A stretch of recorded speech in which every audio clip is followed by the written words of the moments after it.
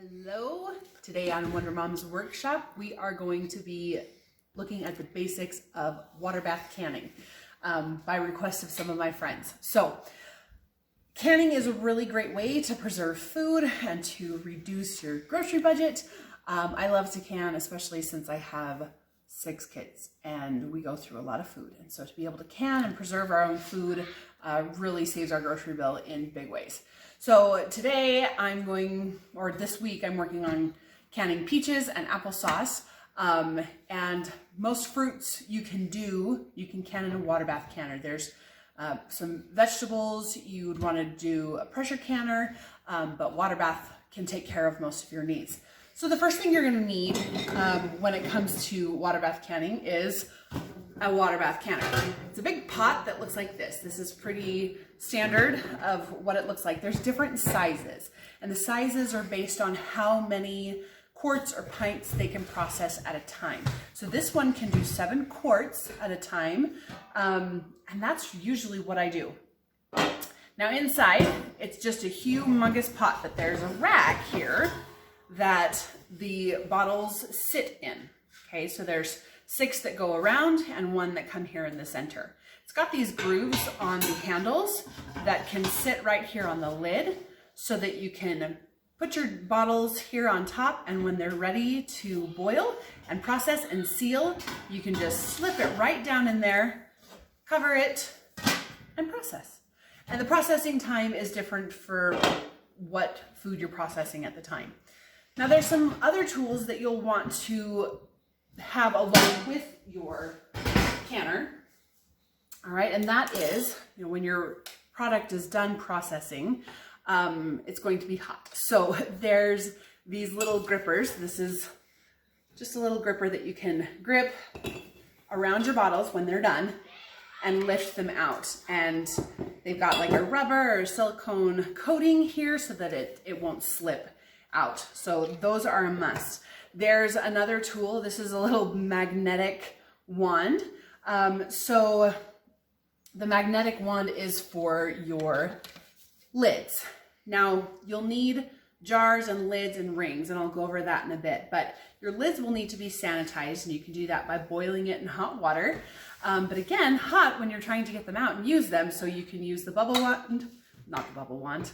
Can you tell I'm a mom? You can use the magnetic wand, and it just grabs right onto that lid, and you can take it off without having to hurt your fingers. Okay, so that is one of my newer canning tools that I can't believe how long I went without. You'll also need a funnel. This is a really awesome thing. It just helps keep the lids and the rims of your jars clean and get all of your product inside the jar instead of all over it. And this will fit a wide mouth or a standard mouth jar.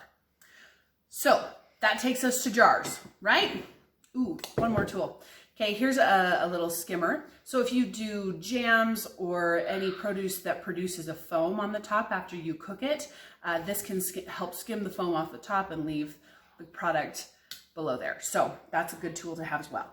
Now, depending on your family size, depending on your preference, depending on your needs, there's lots of different choices of jars, and there's different brands. All of them are built to last and are good quality. So there are quart size. Okay, so here's a quart size jar. Half of a quart is a pint. This is a pint size jar. Half of a pint is a half pint. Okay, a half pint is a cup measure. Okay, so there's different styles of pint jars, or any jars really. And there's different widths. So I got 2 quart jars here so that you can see the difference. This is a wide mouth jar, and this is a standard mouth, it's just a standard, it's a regular mouth jar. I prefer the wide mouth because it's just easier to put product in and to process, and it's just a preference of mine. And like I mentioned before, this funnel will fit into the top of both wide mouth and regular mouth jars. Now, depending on what kind of jars you have is going to depend on what kind of lids you get. All right, so there is, of course, a wide mouth lid, and there is a regular mouth lid. So a bit of a size difference, but it's important that you get the lids to match. All right, and then you'll need rings as well. Same thing, wide mouth rings for wide mouth, regular for regular. Now, usually when you purchase a brand new box of jars, they come in a dozen and usually range between $10 and $15 to $20, depending on where you get them, where you live. There's a bit of a price range there. But usually when you buy a brand new box, it comes with brand new lids and brand new rings. The rings you can use over and over again. The jars you can use over and over again. But every year that you can, you'll need to invest in some new lids. The reason why is because there is a wax ring around the inside of the lid that creates a seal to preserve your produce. So when you heat up and sanitize these lids, it softens that wax, and it creates a seal around the rim of the jar. Now, once you use it, there is a ridge or a divot that's created the first time you use it. So I'll show you one of my old ones so that you can really see the difference. Okay, so this is one that's been used a lot. And you can see that wax ring around there is really pretty deep, whereas there's no divot. This is a brand new one. This one is used. Now, I confess, I don't always buy new lids. If I have only gotten one use out of a lid, then I will try to use them again. I find that I can get no more than 3 uses out of a lid, as long as the wax ring is intact and that there's no divots around the rim. Sometimes if you use a can opener to open up your lid, it will leave a little crease, and that will affect whether it seals or not. And if your jar doesn't seal, then your produce is not going to preserve. So it's important that you are able to get a good seal. I also try to choose the lids that do not have any rust. See, this is a good example of rusted, because that's going to be sealed inside your jar, and that's not going to create a quality product. So we got to try to make sure that they're clean and that they can actually seal. Okay, now when it comes to your rings, the rings, it's important that they're clean. They don't necessarily have to be sanitized though, because these are not going to actually be inside the bottles. So they don't really have as much capacity to contaminate. However, I do try to avoid lids that are rusted. You can reuse these tons of times. It's the wax ring around the lid that makes the seal.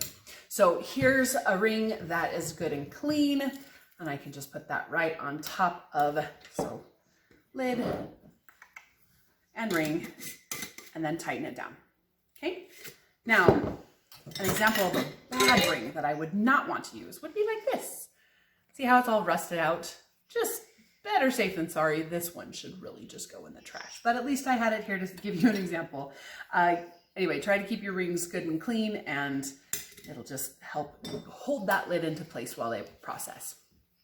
All right, now another thing that's going to come in handy when you start canning is some sort of book that tells you how to do it, that has recipes. Now there are recipe books that are specific to just canning, or if you've got a tried and true good old-fashioned cookbook, mine has a canning section.